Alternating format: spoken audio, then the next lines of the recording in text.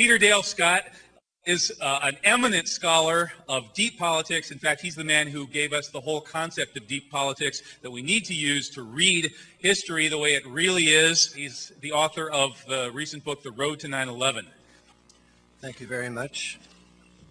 You know, I've been in public speaking for 60 years, and what I'm about to say this afternoon may be about the most important topic, the most serious topic, and the most alarming topic that I have ever talked about in those whole 60 years. I want to talk in the same vein as Webster Tarpley on Friday about the grave threat to world peace that we face in the possibility of a U.S. attack, possibly a nuclear attack on Iran, and how important understanding the truth about 9/11 is as perhaps our best available means of forestalling that terrible possibility. Now, I'm the third person, I think, to remind you of what Brzezinski warned Congress about last February, that an attack on Iran would lead to a spreading and deepening quagmire, and that it would very probably be preceded by, and these are his words, a terrorist act in the United States blamed on Iran. It almost sounds as if we should invite him to our conference. He doesn't say an incident by Iran, he said an incident blamed on Iran, and that, of course, is what frightens all of us here so much. Now, there's been talk about this possible attack on Iran for at least 2 or 3 years now, and Seymour Hersh in particular has been predicting it regularly every 2 or 3 months, and that might make you think that, well, if he keeps predicting it, well, then it isn't really so serious after all. A number of people predicted it for March of this year. Then it was predicted for April the 16th, and then it was predicted for May the 17th.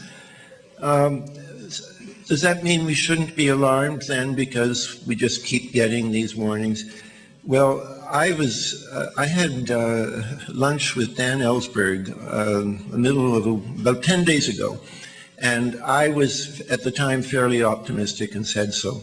And then on Saturday, June the 16th, there was a newspaper story in the New York Times which revealed that the New York Times is worried about this. Now, that's a sedate newspaper, and they don't raise their voice extremely, but they said that there is a behind-the-scenes debate in the administration over between the Cheney position, those in Vice President Dick Cheney's office, who are pressing for greater consideration of military strikes against Iranian nuclear facilities, and the faction of Condoleezza Rice, who for a year now has been trying to get the United States to join forces with Europe, Russia, and China to press Iran to suspend its uranium enrichment activities. Now, here are a couple of things that weren't in the New York Times story. Remember, we've had many stories about this from many different sources, and it's surprising the extent to which there is consensus about them. The plans are there, and they've alarmed a lot of people inside the Bush administration who are leaking in various directions. And one of the things that is being leaked is that these attacks, if they occur, will be massive, that there are more than 450 targets, many of them underground. And the second thing that is being leaked by many people is because they are underground, that there's a serious risk that the attacks will be nuclear. And I feel I'm dealing with insanity when I tell you these things, but there it is in the newspapers, and we have to deal with it. This is CNN.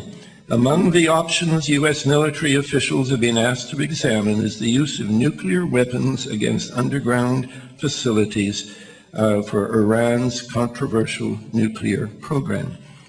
Now, I want to agree strongly. I'm going to disagree a bit with Webster Tarpley later on, but I want to agree very strongly with him that this isn't just a threat that we will get into a long time struggle with an Islamist fundamentalism, which we have helped foment by our excesses, although that certainly would be one of the consequences.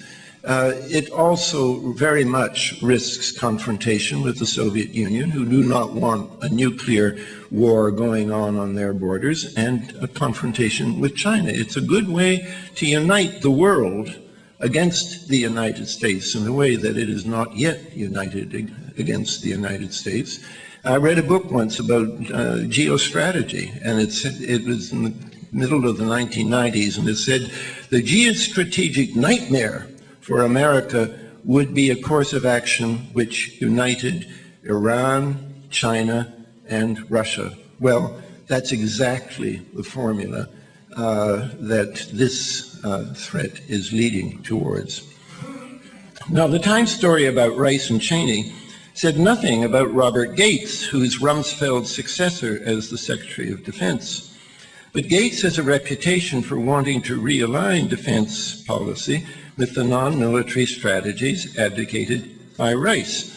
And in fact, he has been replacing a lot of Rumsfeld's people inside the Pentagon, and I'm particularly happy that he got rid of Stephen Cambone, who was the head of the defense intelligence activities that were second-guessing the CIA estimates and saying, yes, we do have weapons of mass destruction in Iraq, and leading us, therefore, into an unnecessary and disastrous war in Iraq.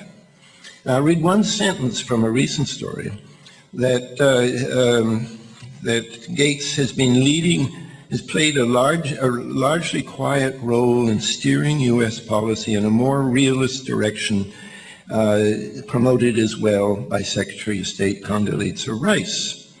That difference has made a growing number of hawks increasingly unhappy, including many neoconservatives who had grown disillusioned with Rumsfeld's refusal to increase the U.S. forces in Iraq. You hear that Rumsfeld was let go, not because he was too much of a hawk, but because he wasn't enough of a hawk. He opposed the surge. So Rumsfeld's replacement by Gates can be taken as a sign that the Bush administration is perhaps less likely than before to attack Iran. The in-house forces that led inexorably to war against Iraq have been weakened by the departure of people like Rumsfeld and Cambone.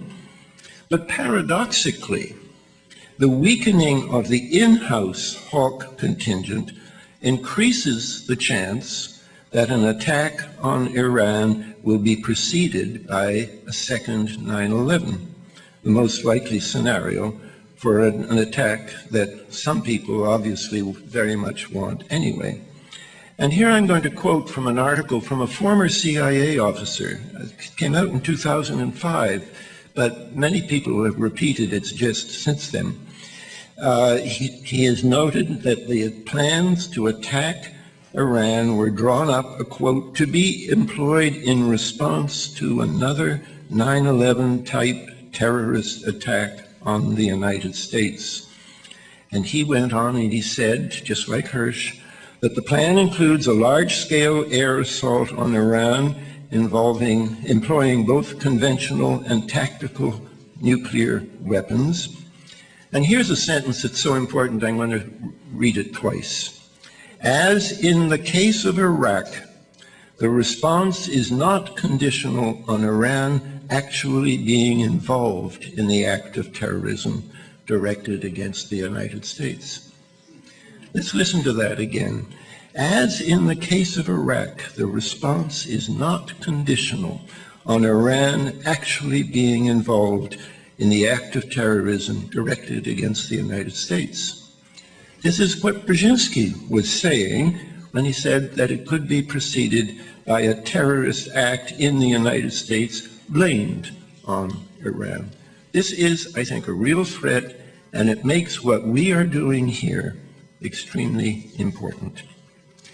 Well, what can we do about this? Our ally is the truth, and truth in the end, is powerful. But the power of truth is long-term power. It's not short-term power. You can't say, oh, I've discovered something and run out in the street and expect the world to turn around and give you a Nobel Prize. History doesn't happen that way. We have to acknowledge that the powers of sanity, reason, and information are traditionally weak in trying to constrain forces in power that are intent on war.